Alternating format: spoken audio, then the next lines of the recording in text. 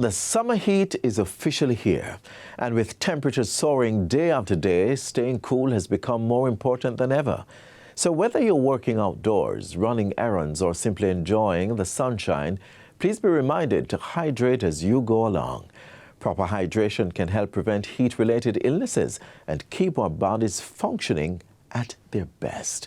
Hi there. Welcome to this edition of Jamaica Magazine. I'm your host, Adrian Atkinson. More after this break.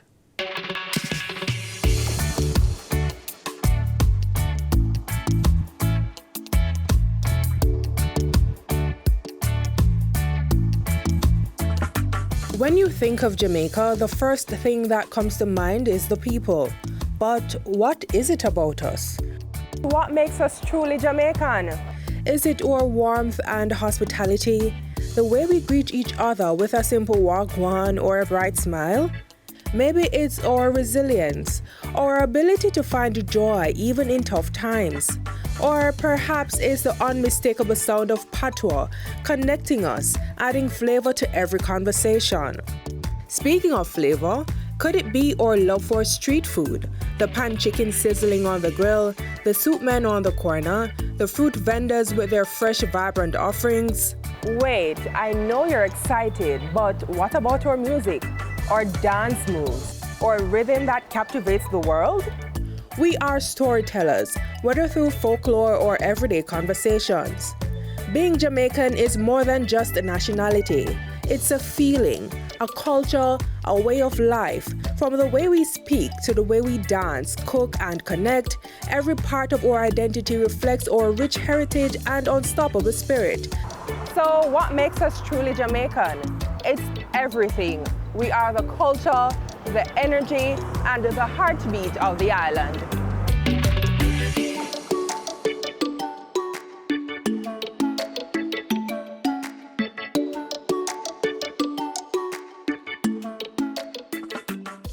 For many Jamaicans, owning a home remains one of life's biggest goals. And with new measures from the National Housing Trust, NHT, that journey is becoming easier and more affordable. In this week's episode of Get the Facts, we'll look at the latest policies and what they could mean for current and prospective homeowners. Let's join the conversation.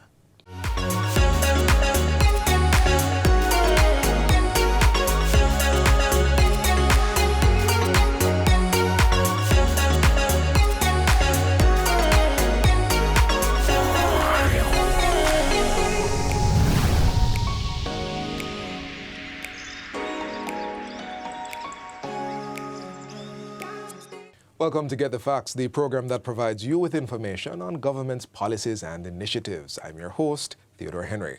Today we're discussing the National Housing Trust's latest policy enhancements, which take effect on July 1, 2026, and are designed to make home ownership more accessible and affordable for Jamaicans. So to tell us more about these important developments are Mr. Dwayne Burbick, Assistant General Manager for Corporate Communications and Public Affairs, and Mrs. Shara Cooper, Manager of the Admin Support Unit at the NHT. Welcome to the program, both. Thank you so much. All right, let's jump right into it. Sir Burbick, let's begin with you. Sure. So, NHT recently announced a number of policy enhancements, and I'd love you if you could just give me some idea of what those policy enhancements are and why. Okay, let me start with why. Yes. So the NHE celebrates 50 this year, and part of the thing that has made us an important institution over the 50 years is our ability to respond and to adapt and to remain relevant to the changing needs of our contributors and our mortgagors. Right. So from time to time, we revisit the suite of products, the suite of services that we have to see how we can make improvements so we can remain relevant to those changing needs. So this year in particular, we looked at how we can make improvements to our young adult population. That's a growing population amongst our contributor base.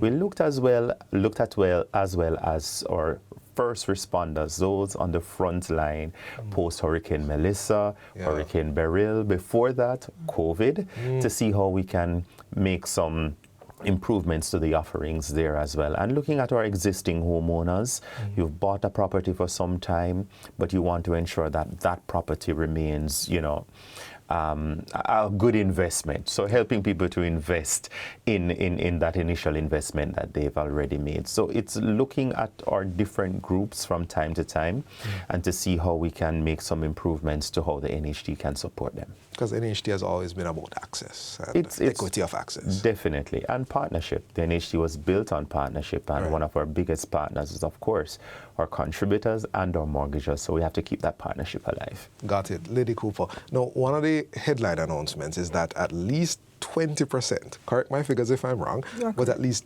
I'm correct, at least 20% of the NHT housing solutions will be reserved for contributors under age 35. Reserved as in set apart for them, built with them in mind. Tell me a little bit about this policy. Your former comment is correct. So it is set apart for them. So we call it a special reservation or allocation. So depending on the number of solutions that we have that would go to market, then 20% of that at least. So it could be more. It depends on the number of solutions that we have available. So it's at least 20% of that will be reserved for, or we call them young adults. So once you have not attained the age of 36, you're 35 and under, specifically 20 to 35, then we have that special number of solutions that persons within that age demographic will access, and we will process persons for that. So 36 can't buy them. 36 can't buy. So 35, 11 months, and 2 days, 3 days. Yes. Right. Yes. But once you cross that bar, so how does it work? You've reserved 20%, at least 20%. At least 20%. What else? So ideally, depending on the number of solutions that we have available, what we would want is for a contributor of each age to be able to be processed to access one of the units. So for example, ages 20 to 35, that would be 16 ages. And so we would want a 20-year-old, a 21-year-old, all the way up to 35 to get it. Why this is important? Yes. Because over the years, our young adults or young contributors, they have, appeal to us saying, what is in it for us? We have to wait until we are older in order to access a benefit. Because the PI, the Priority Index Entitlement System that we use, is really skewed towards older persons, because we assign points, and points is based on your years of contribution to the National Housing Trust. So you will realize that the more years of contribution that you will have more points, because it's 20 points for each 52 weeks. Which translates into what, mortgage-wise? Well, that just translates into the selection process. So what happens is we will look at your points, allocate points based on your years of contribution, and then those contributors who would have applied for the scheme having the higher points based on the number of solutions, and they are selected. I see. Right. So you will find then, because our younger contributors would be contributing for less years, they would have less points assigned to them, and so they would fall at the bottom of what we call the queue. So we are pulling them out now and to say, all right, we are treating with you separately. So you're only competing against persons of a like age group. You're getting special attention. Yes, they are. Would the change of the $2 million, or up to, let me get the phrasing right, up to $2 million in deposit assistance for contributors, is that also skewed towards that age group? Yes, it is. So it is also for young adults. So the difference is the 20% that's specific to scheme acquisition. So NHT developments, we would have advertised, we have these units available, and you're interested, then you would apply for the scheme. The 20% deposit now, that is specific to our young adults or young people or young contributors who are interested in purchasing on the open market. So you see a house, or you see a lot, and you want to acquire that, then what we do is we will allow you to access up to $2 million of your overall entitlement, and you can use that as a deposit in order to start the transaction to acquire the unit. You're really working for the under 35s, man. Sir Berwick, I need to bring you back in here, because you mentioned it. The NHT working with its partners, especially the first responders, the interest rate concessions for teachers, help me if I'm forgetting any, nurses, members of the security force, and firefighters. Why did the trust decide to go this route again? They're individuals who have been on the forefront of quite a bit of activity over the last few years. We could go probably as far back as COVID, Hurricane Beryl, Hurricane Melissa. And part of the concern that we realized that many of them were out there helping people repair their roofs. They were helping the JDF, the police force. They were out there helping people and not having the time to even sit down and put in some of the grant applications for themselves. And we were happy to be able to support them in terms of going to some of these institutions to assist in terms of people applying for some of those benefits post-Hurricane Melissa. But those conversations led to something bigger in terms of a general support that those first responders need in terms of acquiring home ownership, that they are so busy sometimes they forget about themselves. So this was our way of trying to incentivize home ownership for them. So if you've, and Shara, you can help me out here, if you've served between up to 5 years, we will provide a 1% discount. And off the market rate. Correct me if I'm wrong, if it's first group, it's 5 to 10. 5 to 10, it's a 1% discount. 10 years and 10 years and over 2%. 2%. Right, of your interest rate. So you have the set interest rate that is based on your income, 0 to 5%. Of course, those who are 0 won't get a further reduction, right? But so, for example, 5% over 10 years and over. So you'll move from 5% to 3%. That's what we will book your loan or process your loan for. Right, so we have to break right now, but we're having a very informative discussion on the NHT's new policy enhancements and what they mean for contributors across Jamaica. When we return, we'll take a closer look at the changes to home improvement financing, disaster recovery support, and how these measures will help contributors at different stages of their housing journey. Let's go to a quick break. Please, we'll be right back.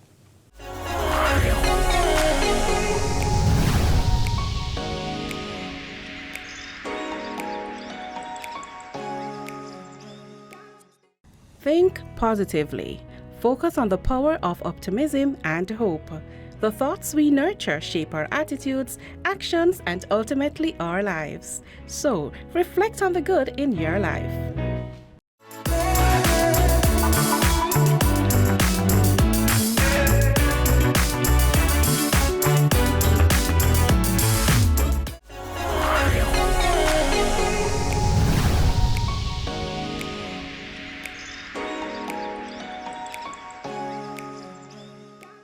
Welcome back to Get the Facts. We're discussing the National Housing Trust's policy enhancements that take effect on July 1, 2026.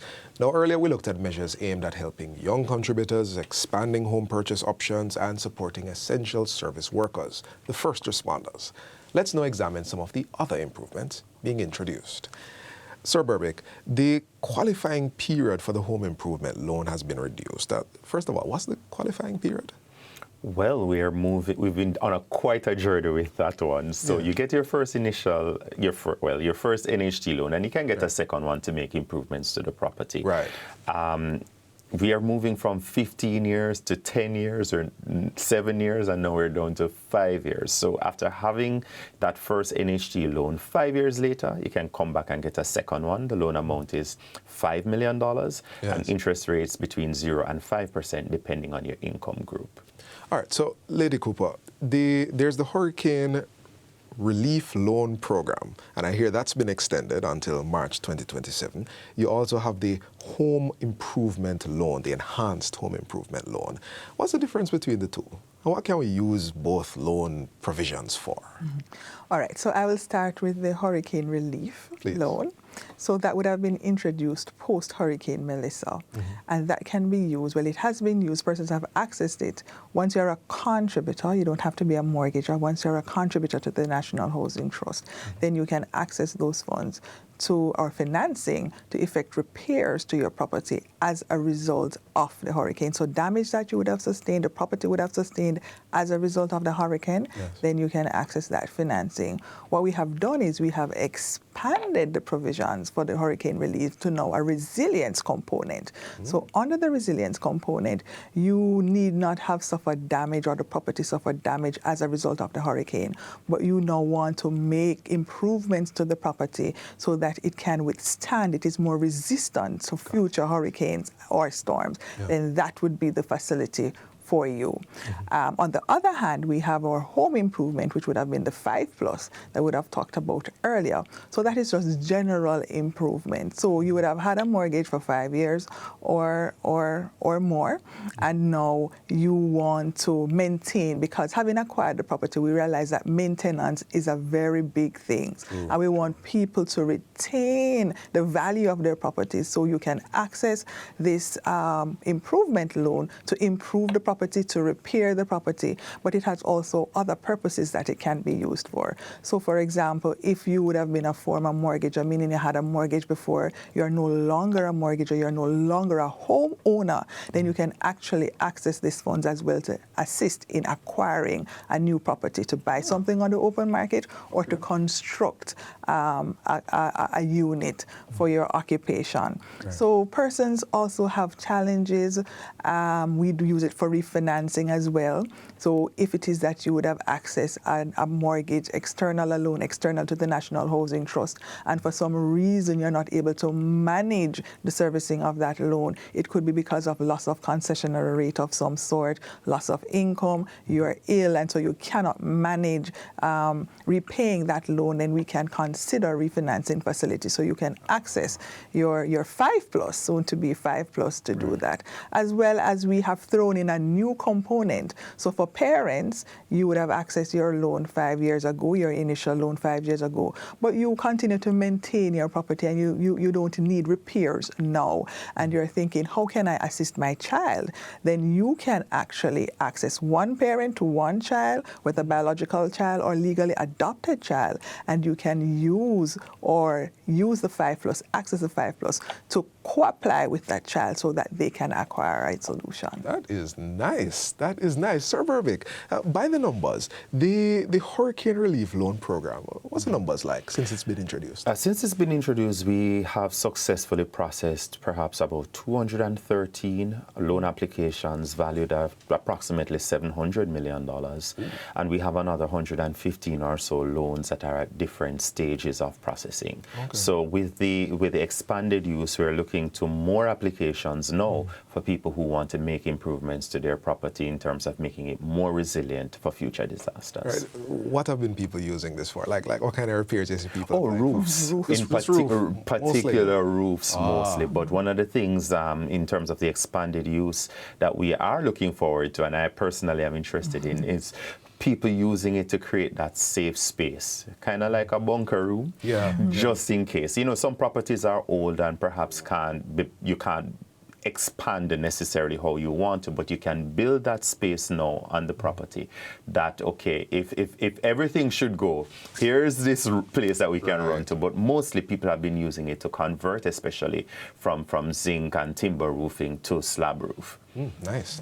We're in the final few seconds of the interview. Your final word. Lady Cooper, let's begin with you. So my final word to our contributor is that these initiatives have been specifically designed with you in mind. So we want you to come in and take advantage of the facilities that are available. Do not stay away. You can reach us. So we have many avenues through which you can contact us. www.nht.gov.jm. You can call us toll free 888 call NHT. Visit any of our social media pages and the information is there.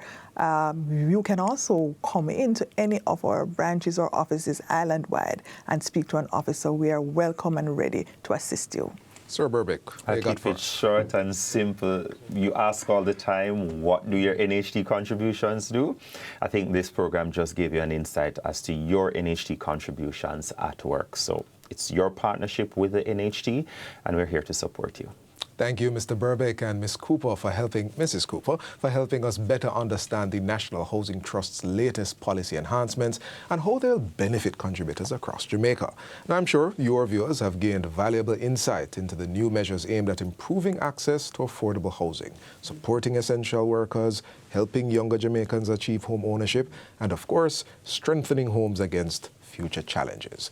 This has been Get the Facts. Our guest was Mr. Dwayne Berbick, Assistant General Manager, Corporate Communications and Public Affairs, and Mrs. Shara Cooper, Manager of the Admin Support Unit and the National Housing Trust. Until next time, I'm Theodore Henry. Thanks for watching and take care.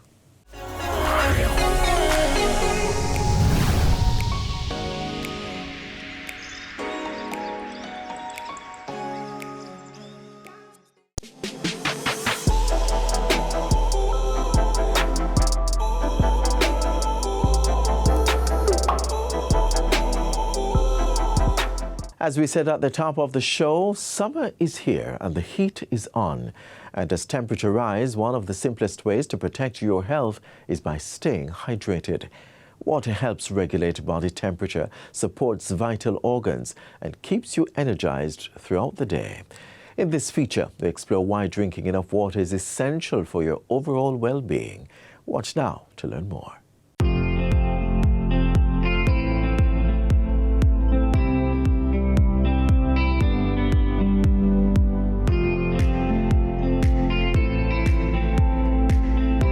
Approximately 60% of our body is made up of water. It is recommended that we drink 8 ounces 8 times throughout the day, every day. But why drink water when we can all consume something way more fun? Well, if it's alcohol, did you know that too much can lead to stomach problems? Or how about sodas? They have no nutritional benefit. Yeah, it's just sugar. Also, too much sugar from the drinks you consume can increase your risks of heart disease, weight gain, high blood pressure, and inflammation. Ugh! On the other hand, drinking water not only prevents dehydration, but will combat these issues. Drinking water can also help adjust your mood. It can prevent and treat headaches, as well as keep you from a hangover when applied in between giddy refreshments. All that sounds good. But you may be thinking, surely there are other ways to deal with those issues. So why drink water? Why? Why? You may say. Well, here are some fun facts. Drinking lots of water gives you wonderful skin. That's right. Water helps to clear up those pimples and wrinkles from premature aging. All before them young. We're getting off topic here. Water helps to control your weight. Yeah, it has no calories. When you drink sugary drinks that are high in calories, you are stacking on those pounds. But water keeps you full and staves off any cravings you may have. Hello, excess fat, where? Sing with me, trim and keep going to the gym though. Keep going to the gym. Water helps to regulate your blood pressure. Dehydration can cause drops in your blood pressure that could harm your internal organs.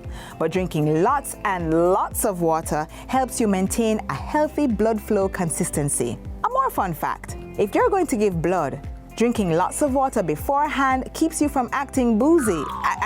Getting woozy.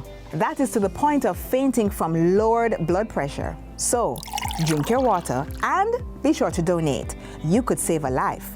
Water also regulates your blood temperature. Yeah, drinking water helps to reduce strain on your body during exercise and helps to maximize your physical performance. It gets your kidneys functioning properly. Yes, those kids need, get it? Kidney needs lots of water. Water helps the kidneys preserve the body's homeostasis. There we go. Flushing too little water through the kidneys can lead to kidney stones. You see, water helps to dissolve minerals and nutrients in the body and remove waste. If there isn't enough water, these minerals and nutrients build up in the kidney and become kidney stones. When there is waste in the kidney, it forces other vital organs to work much harder than they would have had to. These issues can lead to kidney disease and kidney failure. But drinking a lot of water keeps the kidneys happy and healthy and functioning properly. Gosh, I need some water after that. Drinking water makes digestion way better. Water intake dilutes your stomach acid and helps food waste to pass through the body much easier. Without this, you may find yourself suffering from heartburn, constipation, feel that burn, and stomach ulcer. Now what is happening here? Your stomach would have been experiencing increased concentrations of acid because your intestines could not break down the food you consumed. Neither could it transport food waste through your body, all because you did not drink enough water. Joint problems? Say no more. Water helps form the necessary lubrication for your joints to prevent friction and pain as the body moves. Yeah, lotion for your bones. It makes your brain function better. Bet you didn't know that, huh, brainiac? And overall, water boosts you up. Is that the saying? I don't know. All I'm saying is drink plenty of water. So, those are the facts. Now, were they fun? I don't know. And don't forget the little ones. Hydrate the pitney them. Now, we recognize that you may want to consume something other than water some of the time. So, sip on some unsweetened tea. Maybe while sipping tea, have some coconut water. After all, you live on an island. Duh. And here are some tips to help you drink more water in case you're having difficulty. Carry a bottle filled with water every day and keep it in plain sight so you don't forget to drink. Add some lemon or civil oranges to improve the taste. Serve water during meals instead of juice and other beverages. Where there is water, there is a way. I'm sure that's not the saying, but work with me. After all, water works. Drink up.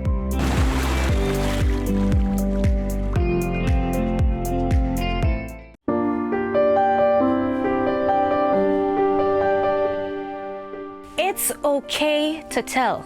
If you know or suspect that a child is being abused, report it.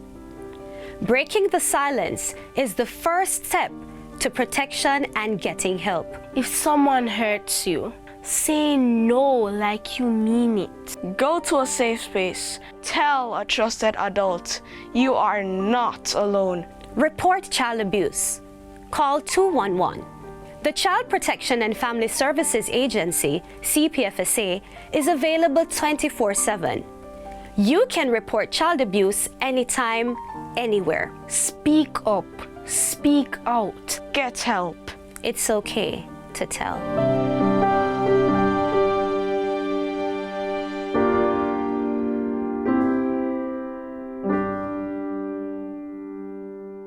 We've come to the end of today's show. I do hope that you enjoyed this package. To catch a repeat of this or any other, feel free to log on to our website at jis.gov.jm. Until next time, I'm Adrian Atkinson. Do take care.